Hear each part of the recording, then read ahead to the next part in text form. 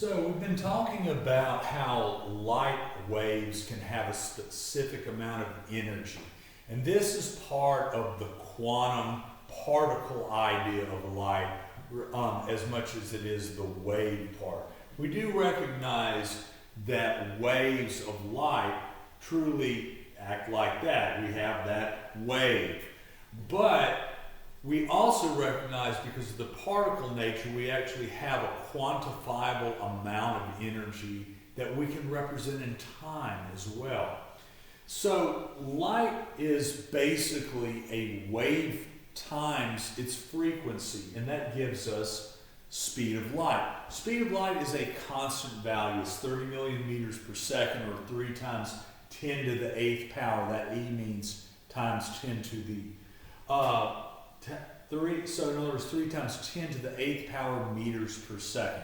Now, we're not going to get into really deep, space reality of the speed of light bending because of black holes or things like that. We're looking at just normal everyday life on Earth. So a wavelength is always described in meters if we're going to be doing calculations with it. Now, it is true that I've put these in nanometers. That way we don't have some really long, awkward number. But when it's time to do calculations, we have to turn those into a standard meter. And a nanometer is a billionth of a meter. So if you wanted to convert nanometers to meters, you would divide by a billion. That would give it to you in meters. A frequency is basically how many times a particular event happens per second. So in other words, let's say light is coming to your way and you're seeing a color. Well, how many light waves, complete waves per second is reaching your eye? That would be the frequency that we would be being able to visualize here. And that frequency is why we see, discrete colors. So if I wanted to know the frequency of a known wavelength, such as 410 nanometers, which is we see as purple, we would take our formula here and rearrange it. So we first have to take our wavelength, like I just said, and convert it to meters. If we divide by a billion, or in other words, divide by 1e negative 9, divide by 1e9, drop the negative, we would have this many meters, 4 times 0.10 e to the negative 7. And so we know that wavelength, we can rearrange this formula to the frequency. The frequency is often called hertz there. So that basically becomes speed of light divided by wavelength. Remember, this is a constant value. So this number will never change, and on any quiz I'll give you this value. You don't have to memorize it. And we divide by the wavelength that we have converted to meters, and we have this frequency. You should always have a positive number frequency. You can't have a negative frequency.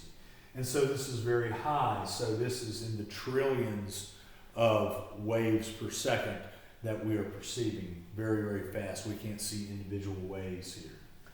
So that gives us a frequency. So how do we apply that in terms of its energy?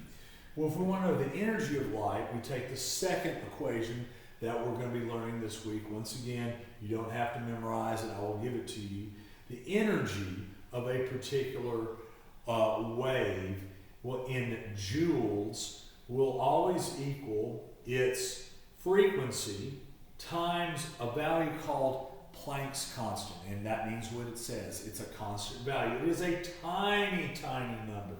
It is 6.63 times 10 to the negative 34th joules per second. So that's a tiny value.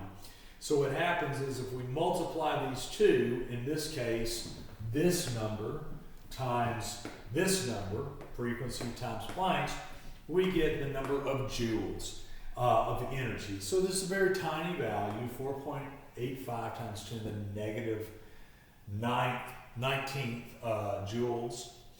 That's how much energy this wave has.